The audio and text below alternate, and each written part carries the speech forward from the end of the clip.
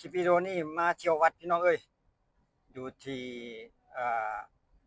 จุดหมายอยู่วัดท่าสร้างเพิ่นว่าวัดท่าสร้างจะมีพระใหญ่เมืองปากเงิมบ้านวัฒนธรรมบ้านท่าสร้าง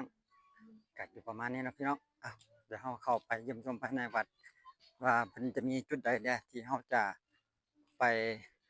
เป็นบุญตาที่ว่าได้มาเยี่ยมชมทางวัดเพิ่นในครั้งนี้จุดนี้เรารู้สึกว่าจะเห็นเป็นพระพุทธรูปใหญ่สององค์ซ้อนกันเนาะ เอ่อทางด้านหน้าและทางด้านหลังส่วนองค์ใหญ่ที่สุดแม่นอยู่ทางด้านหลังของด้านนี้ด้านหน้านี้เนาะเดี๋ยวเราจะชมอีกทีหนึ่งก็มีแต่เราจะพาเที่ยวชมไปรอบๆในบริเวณวัดนี้สักก่อนพี่น้องว่าเพิ่นมีองค์พระพุทธรูปคือแนวใดแด่เดี๋ยวหลังจากนี้เราก็จะย่างสอดเข้าไปหาองค์พระพุทธรูปใหญ่อยู่ทางด้านหลังอีกทีหนึ่ง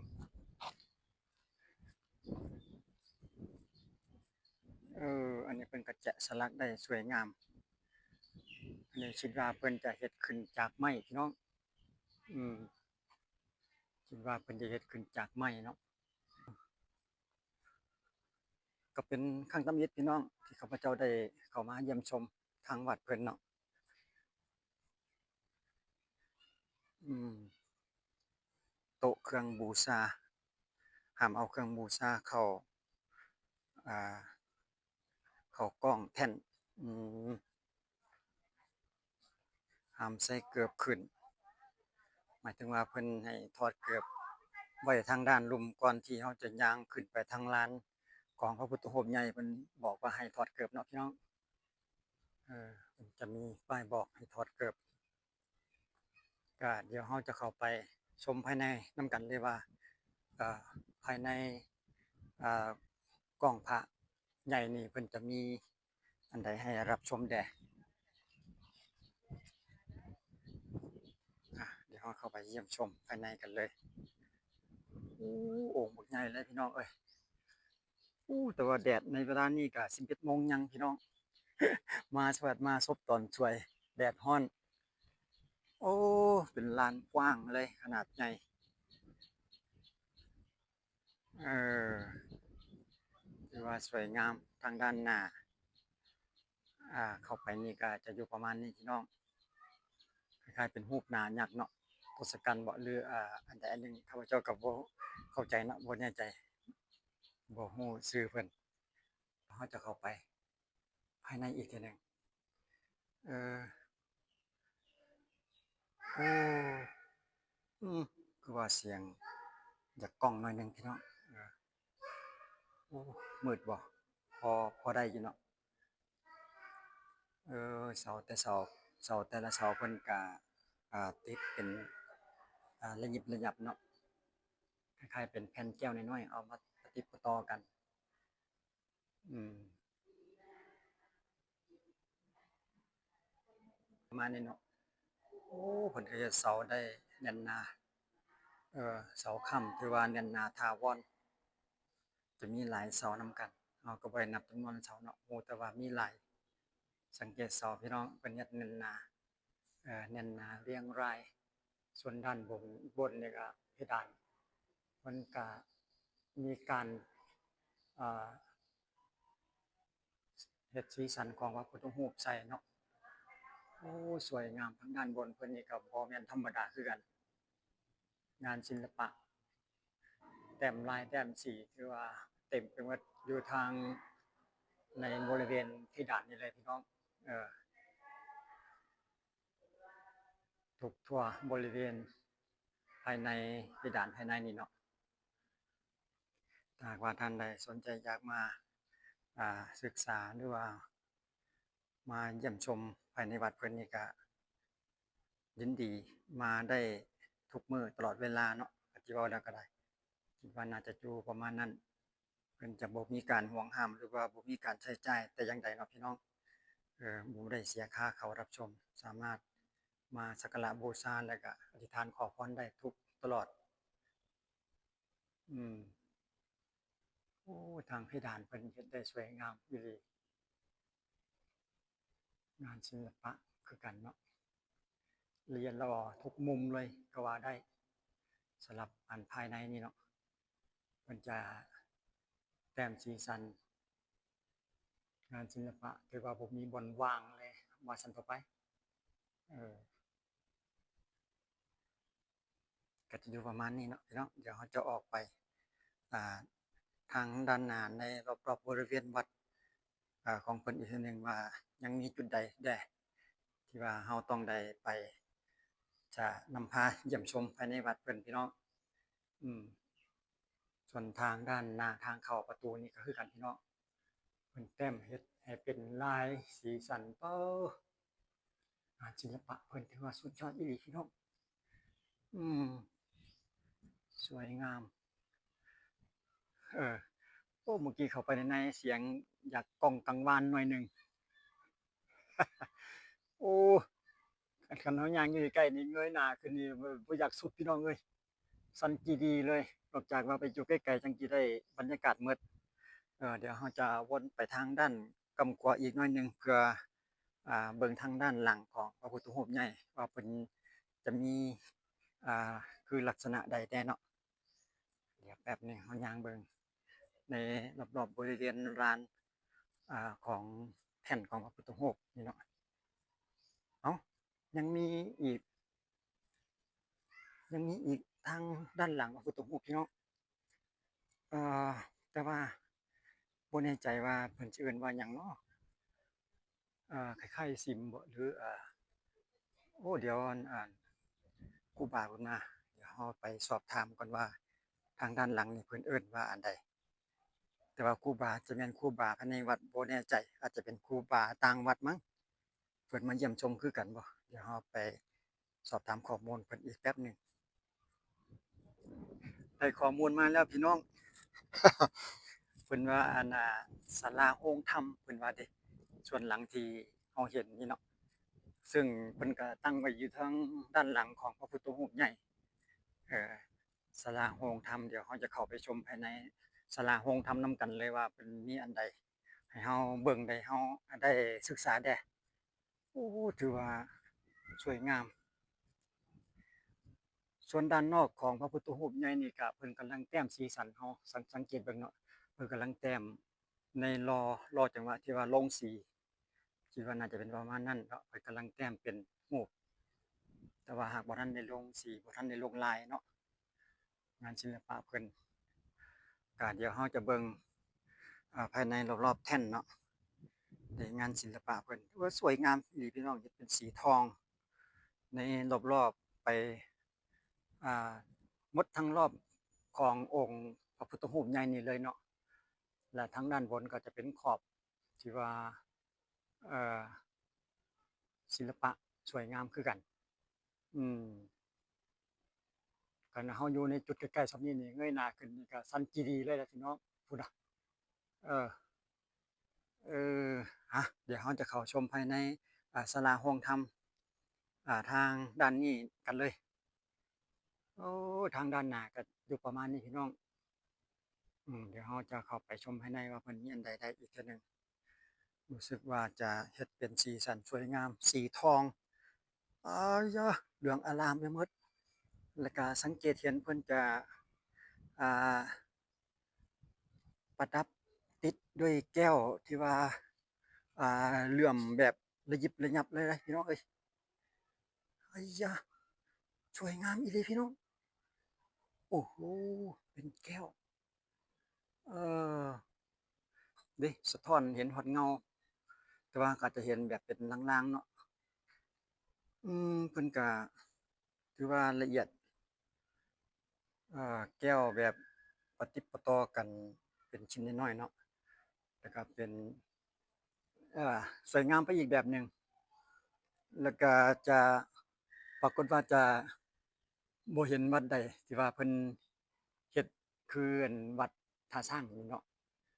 เราไปแต่ละบ่อนก็บ่ค่อยเห็นมีแบบนี้ก็รู้สึกว่าจะเห็นทางเฉพาะทางวัดนี่เนาะเพิ่นเฮ็ดเป็นลักษณะนี้เนาะอืมส่วนทางด้านบนก็คือกันนะพี่น้องจุดเพดานแล้วก็มีดอกไฟเอ่อมันก็จะติดไปหมดเลย ทางด้านบนที่ดานนี่ก็ถือว่าบ่มีจุดว่างคือกันเพิ่นจะติดได้ละเอียดละเอียดสวยงามพอสมควรเดี๋ยวเราจะเข้าไปทางด้านนี้เพิ่นก็มีป้ายบอกเช่นเดียวกันเนาะห้ามรถส่งอืมเอ่อเดี๋ยวเราเบิ่งทางด้านนี้ก่อนพี่น้องมีพระพุทธรูปองค์สีขาวตั้งเรียงรายแล้วก็ถือว่าล้อมรอบทั้งสองฝากขังเลยพี่น้องพระพุทธรูปองค์สีขาวอืมดูสองฝากฟังศาลาโฮงธรรมอยู่แต่พอประมาณนี้เนาะเอ่อก็แปลกตาดูที่ว่าเพิ่นติดด้วยแก้วระยิบระยับไปหมดทั้งเพดานหรือทั้งบ่ว่าจะเป็นจุดใดของภายในศาลานี่เนาะจะเป็นทั้งฝาผนังหรือว่าเป็นเพดานต่างๆเพิ่นก็ติดโดยที่บ่มีจุดวางเลยว่าซั่นต่อไปอืมสวยงามอีหลีสวยงามสวยงามจะเป็นดอกไฟห้อยอยากเห็นตอนกลางคืนเด้เนาะว่าเวลามันใต้ดอกไฟนี่จะสวยงามส่ำใดส่วนยามมื้อคืนนี่เพิ่นก็ใต้เฉพาะเป็นบางดอกเนาะบางโคมจะเป็นโคมไฟติดเฉพาะใต้เฉพาะด้านข้างก็มีความระยิบระยับเช่นเดียวกันเอ่อก็อยู่ประมาณนี้พี่น้องถือว่าสวยงามประมาณ28องค์สำหรับองค์สีขาวเนาะอืมนอกจากนั้นแล้วทางด้านกลางเพิ่นก็จะเป็นพระพุทธรูปองค์ใหญ่ศาลาโฮงธรรมเดี๋ยวเราจะขอเบิ่งใกล้ๆอีกเทื่อหนึ่งก่อนสำหรับพระพุทธรูปองค์ภายในศาลาโฮงธรรมนี่เนาะว่าเพิ่นอ่ารอขึ้นด้วยอันใดหั้นเนาะเดี๋ยวเราเบิ่งใกล้ๆก็สามารถรู้ได้แล้ว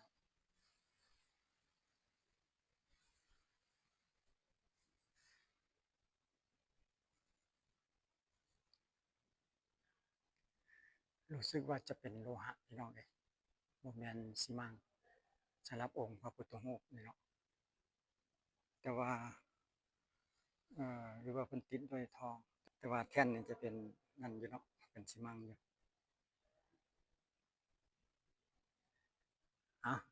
ก็จะอยู่ประมาณนี้พี่น้องถือว่ารุ่งเรืองเหลืองเหลื่อมระยิบระยับไปหมดภายในศาลาโฮงธรรมสวยงามอีหลีพี่น้องกันได้เบิ่งแล้วจังซี่แหละต้องให้ละเอียดหน่อยหนึ่งพี่น้องโอ้บ่เคยได้มาเห็นไปแต่ละวัดก็บ่เคยเห็นแบบนี้เนาะกำลังเห็นวัดท่าช้างเพิ่นถือว่าเฮ็ดได้แตกต่างสวยงามจากกว่าวัดอื่นๆเนาะสมกับเป็นสถานที่วัดที่ว่ามีพระพุทธรูปใหญ่ที่สุดในประเทศลาวอ่าสำหรับบรรยากาศก็จะอยู่ประมาณนี้เนาะเดี๋ยวเราจะอ่าออกจากศาลาวังธรรมนี่ก็ไปสู่อีกสถานที่แห่งใหม่ภายในวัดอีกเทื่อหนึ่งว่าจะมีอันใดให้รับชมอีกพี่น้องสำหรับจุดนี้แล้วก็จะมีซิมเมื่อกี้นี่ถามเพิ่นว่าซิมจะอยู่อีกจุดหนึ่งอยู่ทางด้านหน้าเดี๋ยวเราจะไปเบิ่งภายในซิมของเพิ่นอีกแต่ว่าเพิ่นเฮ็ดได้สวยงามอีหลี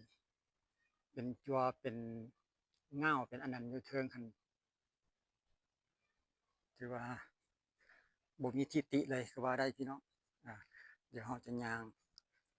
กลับไปเบิ่งอีกทางด้านหนึ่ง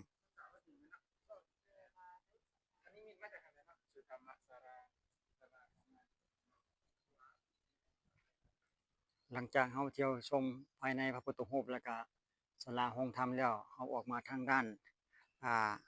เบื้องซ้ายของพระพุทธรูปนี่เนาะพี่น้องคือจุดนี้ได้ยินเพิ่นบอกว่าจะอยู่ติดกับแม่น้ำเอิ้มว่าซั่นเด้แค่บ่หรือว่าจั่งใดเราจะขอย่างไปเบิ่งอีกเทื่อหนึ่งว่าแม่นที่เราเห็นพอริบๆเนี่ยแม่นแม่น้ำเอิ้มบ่แน่ใจเดี๋ยวเราจะย่างไปเบิ่งอีกเทื่อหนึ่ง กันอยู่ในระหว่างการเพิ่มเติมไปเรื่อยคือกันพี่น้องทางวัดเพิ่นคือว่าเพิ่นก็สร้างแล้วก็มีการเพิ่มไปแต่ละจุดเพื่อให้ผู้คนญาติโยมหรือว่าประชาชนมาเยี่ยมชมอ่าเป็นทางอ่าพักผ่อนจิตใจสำหรับทางวัดเพิ่นเนาะรู้สึกว่าจะเห็นสิ่งก่อสร้างยังเสร็จเหลืออยู่โอ้รู้สึกว่าจะเป็นอ่าแม่น้ำเงิมอีหลีพี่น้องเออติดอยู่กับแม่น้ำเอิมสำหรับวัดเพิ่นเนาะดีเอาอย่างมาน้อยหนึงแล้วก็สงสัยเพิ่นกำลังเตรียมสิเฮ็ดทางอยู่ในแคมแม่น้ำเงิมนี่มั้งคิดว่าตัวหน้าเพิ่นอาจจะมีการพัฒนาเป็นที่ย่างเที่ยวชมสายน้ำเงิมก็เป็นไปได้เนาะเอาเดี๋ยวเรามาเที่ยวชมจุดนี้พี่น้องโอ้เสียดายแต่ว่าเป็นตอนสวยเนาะครับเป็นตอนแรกนี่คือสิงามกว่านี้อยู่สำหรับอ่าจุดนี้เนาะอืมสวยงามสวยงามแต่ก็บ่แน่ใจว่าช่วงฤดูฝนนี่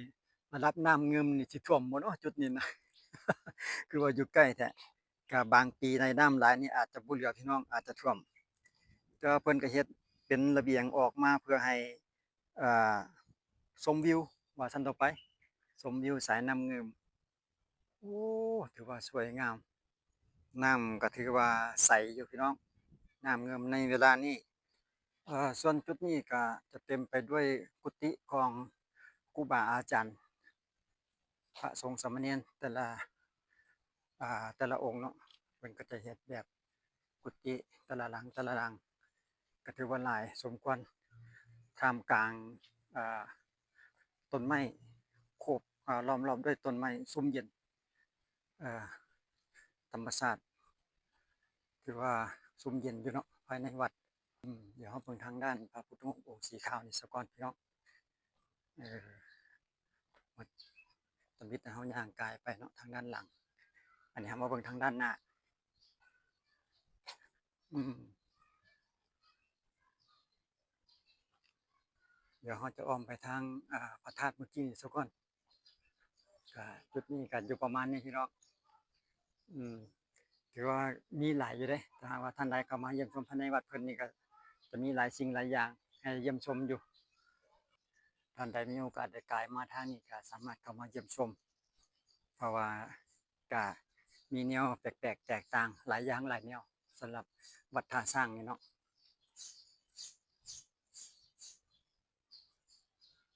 อืมรู้สึกว่าเขาจะย่างวนกลับมาทางด้านหน้าอีกทีหนึ่งจุดที่เขาย่างเข้าไปข้างตะมิดทันเนาะคือจุดนี้รู้สึกว่าพระพุทธรูปจะหลายพี่น้องนับบ่ถ้วนเลยภายในวัดเพิ่นเดี๋ยวเขาจะพาเบิ่งไปแต่ละจุดแต่ละจุดอีกทีหนึ่งหลายอีหลีสำหรับพระพุทธรูปพี่น้องเอ้ยนี่สำหรับจุดนี้พี่น้องที่ว่าเพิ่นเฮ็ดเป็นหลังเป็นหลังเป็นหลังภายในหันคืออันใดแน่เนาะพวกหลายๆเด้ เดี๋ยวเราจะเข้าไปพาไปเยี่ยมชมภายในอ่าที่ว่าเรือนแต่ละหลังนี่เนาะเพิ่นเฮ็ดเป็นหลังเป็นหลังแต่ก็บ่แน่ใจว่าภายในหั้นเพิ่นเก็บหรือว่าเพิ่นเอาอันใดที่ว่าให้เบิ่งให้รับชมบ่ส่วน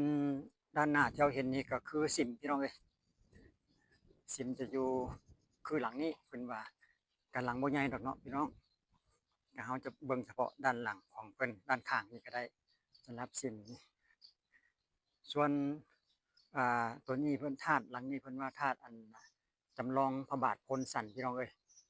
เพิ่นว่าจำลองพระบาทพลสันสำหรับธาตุสี่เหลี่ยมหลังนี้นี่เนาะเดี๋ยวเราจะพาเขาไปเยี่ยมชมภายในอ่าสิมหลังนี้เนาะจะแม่นสิมเพิ่นเอิ้นสิมหรือเอิ้นอันน่ะศาลาอันใดเราก็บ่แน่ใจพี่น้องว่ากันเว้ากันว่าอันใดบ่ถูกบ่ต้องก็ขอโทษขออภัยนำเด้อพี่น้องเอ้ยเพิ่นเอิ้นว่าอิหยังบ่แม่น อ่าเดี๋ยวเราจะขออนุญาต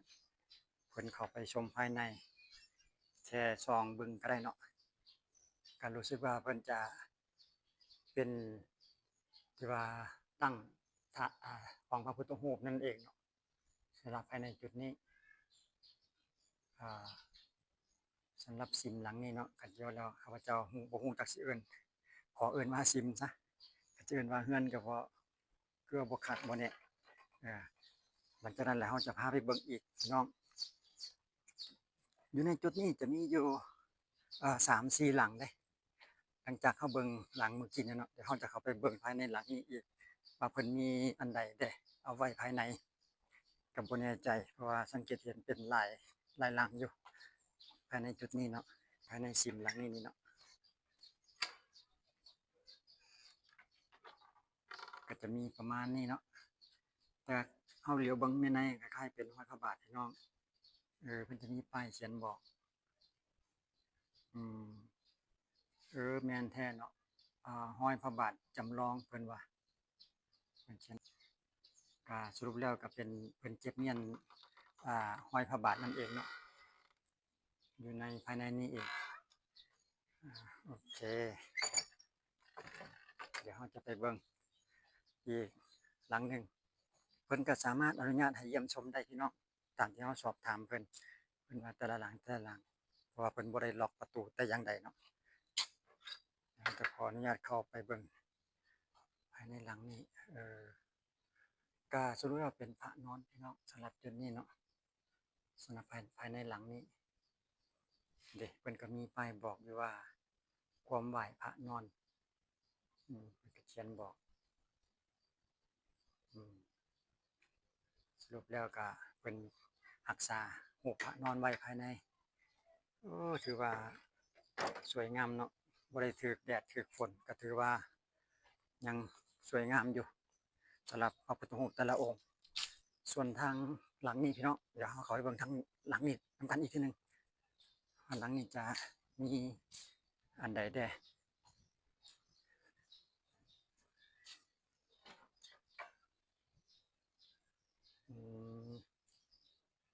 ก็เป็นพระพุทธรูปเช่นเดียวกันพี่น้อง2 3 4 5มี5องค์นำกันสวยงามสำหรับพระพุทธรูปภายในห้องก็คือกันพี่น้องเพิ่นจะเฮ็ดเป็นเรือนรักษาความงามของพระพุทธรูปไว้ถ้าให้ลูกหลานรุ่นหลังได้ศึกษาเยี่ยมชมว่าซั่นต่อไปยังมีหลายอีกหลังอยู่พี่น้องไปบ่ค่อยแล้วอันนี้ก็คือสิแม่นเครื่องฮดส่งของทางวัดเพิ่นเนาะโรงฮดคันที่ว่าแล้วเนาะโรงฮดมั่งก็หน้าตาแปลกๆอีกจังหนึ่งสำหรับโรงฮดของทางวัดเพิ่นเนาะก็จะประมาณนี้พี่น้องภาพรวมๆเดี๋ยวเราจะออกไปทางด้านหน้าอีกทีหนึ่งเพื่อสรุปภายในบริเวณวัดส่วนนี้ก็ประตูโค้งกันเยอะแล้วประตูโค้งภายในวัดเพิ่นจะเอาไว้ภายในวัดเลยเนาะสำหรับประตูโค้งเพิ่นเขียนป้ายบอกบ่เนาะเดี๋ยวเราเบิ่งทางด้านหน้าก่อนเดี๋ยวเราขอเบิ่งทางด้านหน้าอีกทีหนึ่งแป๊บหนึ่งพี่น้องเพิ่นเขียนว่าจังใดเดี๋ยวเราจะซูมเบิ่งใกล้ๆก่อนพี่น้อง